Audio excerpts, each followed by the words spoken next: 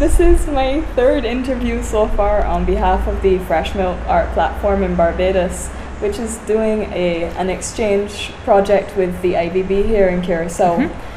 And I just want to talk to you a little bit about your perspective on the arts in Curaçao. So could you start by telling me like how long you've worked here at the Bloemhof Gallery, and how long are you from Curaçao originally? Yes, I'm from Curaçao originally. We reopened Bloemhof, Landhuis Bloemhof 10 years ago in 2002. But Bloemhof has been an art center since the 1950s. My mother, Nicole Henriquez, she, together with the father of Jennifer Smith, who I know you already spoke to, and Miss Barbara Smith, the three of them in 1959 opened the first art gallery in town. Okay. And after they closed in town, and I think it was in the mid-60s, they moved here. But off and on, Bloemhof was always, since the 50s, was attached to art. Okay. And I started here, my first exhibition that I curated was in 1980 or 1981. So since then I'm also in the arts. Oh, wonderful. Where else, like throughout the Caribbean, have you curated exhibitions regionally or? Regionally, not. Only locally and in the Netherlands. In the Netherlands? Yes. Okay. Sorry, go ahead. No, I wrote the first art book on a local artist, which is Ocalia, which is naive artist. And when the second edition was published and also the English translation came out, Museum de Stadshof, it's a museum in Zwolle in the Netherlands, specialized in naive, or how you call it, intuitive art. They asked me to curate an exhibition there, and that was a big success. And after that, I did another exhibition at that same museum, also of naive artists, of Nepomuceno, Olario, and Miss Lee Hodge. Okay. What artists were in those exhibitions? What were the names of some of the artists? Well, the one of Ocalia was a retrospective of this only one artist, Ocalia, and the other one was of these three artists, which one is a sculptor. I can show you work of his later. Okay. And he made, out of tin cans, he cut them and folded the pieces and made his little sculptures. Yeah. And the other ones are painters, Olario and Miss Lee Hodge. Great. So in terms of, because you've curated in Curaçao and for the Netherlands, and with that European connection, how influential do you think that has been on art in Curaçao? Well, it was quite remarkable that especially naive artists got so much museum attention in the Netherlands. Yeah. And also I was guest curator. Also, somehow I've been attached to the naive artists, and I was also asked to in 1988. There was the first, to my knowledge, big museum exhibition of Antillean art, and they asked me my advice on the part of the naives also. That was in Schiedam, in the Stedelijk Museum in Schiedam in the Netherlands. Okay. And since then, once in a while, there has been Dutch Caribbean exhibitions in the Netherlands, but not that many. Not that many. Okay. Is that something you think that you'll see more of, maybe as the contemporary art scene begins to grow? Yes, there's something planned for next year. Yeah. And there's another solo exhibition of Yubi Kirindongo also planned for next year in the Netherlands. So I'm very happy for that. Yeah. And at this moment, the Dutch Caribbean are also participating in New York in the Caribbean Crossroads. Yeah. With works from Barbados, from all over the region. It's a Caribbean crossroads, and Well, that's great. And that leads well into like the other aspect of this interview because how familiar are you with like artists throughout the region, and how connected are you with maybe curators throughout the English-speaking Caribbean and the French and Spanish-speaking Caribbean as well? I am not that connected. I know a few in Santo Domingo, Marianne de Tolentino. Haiti was one place that I loved going in the 80s, and a good friend of mine, Sasha Thébault, was a Haitian artist and who then moved to Santo Domingo, but then regretfully passed some 5 years ago. And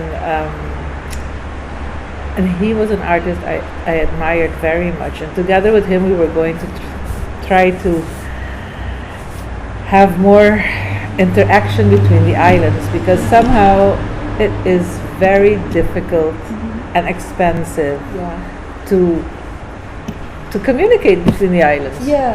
It's I don't know why.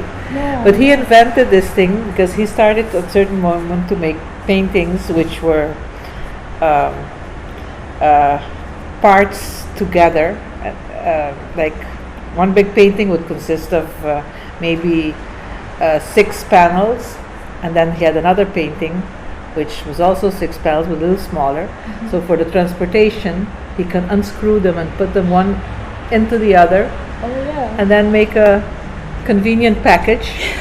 So in terms of practicality, that could have traveled through. Yeah, he was an architect also, and he was very practical. That's great.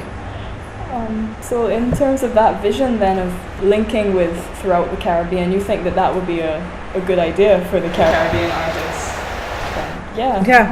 You have to be creative because it's really very how do you call it? Very difficult. So you don't like. There's quite a lot of isolation right now, you would say. Throughout the region. Yeah, it's easier to have an artist from Europe come here. Than for another. It's a direct thing. And do you have any ideas maybe on how we can move forward with this sort of interregional strengthening? Because I know it's quite difficult, like you say. But do you have any? Would you be interested then if you were able to bring in some artists from Barbados or the other islands? Would you hold a Caribbean exhibition in the Bloemhof Gallery? Yeah, why not? Yes. I think it's good that we learn to learn from each other. Because now, when I was in New York for the opening of the Caribbean Crossroads, I must say that the Caribbean art in this museum setting, the colors, the intensity, it's so much. You usually, when you go to a museum, you see European or American, you see continental art, that we call it like that. And now seeing all these expressions of Caribbean art was for me it was so emotional and so fulfilling to see that, we traveled, all of us, from the Dutch, English, Spanish, French, all the language speaking, English speaking islands. Everybody was in New York. It's beautiful. In terms of the gallery again, what is the current exhibition that's on right now? The current exhibition consists of photos of the high-flying parks that we used to have here in the 70s. And there is a musician, Junior Tecla, a local young man, who got the idea of reinventing them, calling them Wi-Fi parks with Wi-Fi, free Wi-Fi, so the youth could go there and spend time. And his plan is to rebuild. He rebuilt one in our garden, and he had a launch of his new album here 10 days ago. And the intention is that he will build more on the island, so that each neighborhood on the island will have one of these places that youngsters can go and hang out.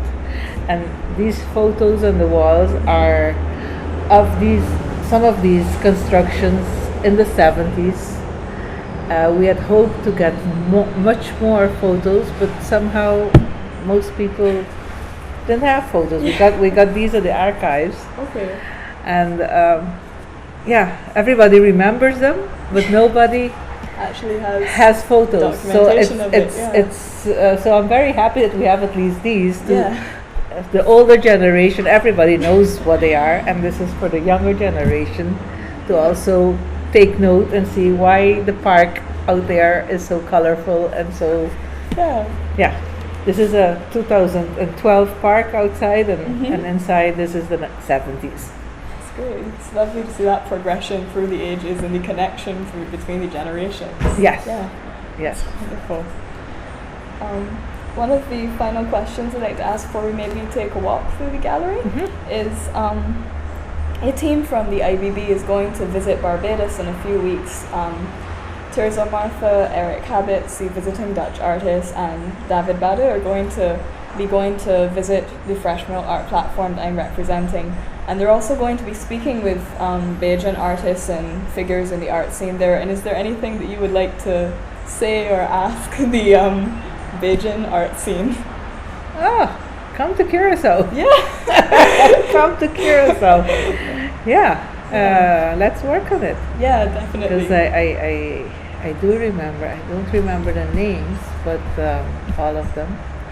But I do remember, having met several Bajan artists and had great contact. Well, it was quite some years ago. So it's time to renew reconnect. Definitely. Right. Okay, thank you very much. You're very welcome, and great project. Thank you.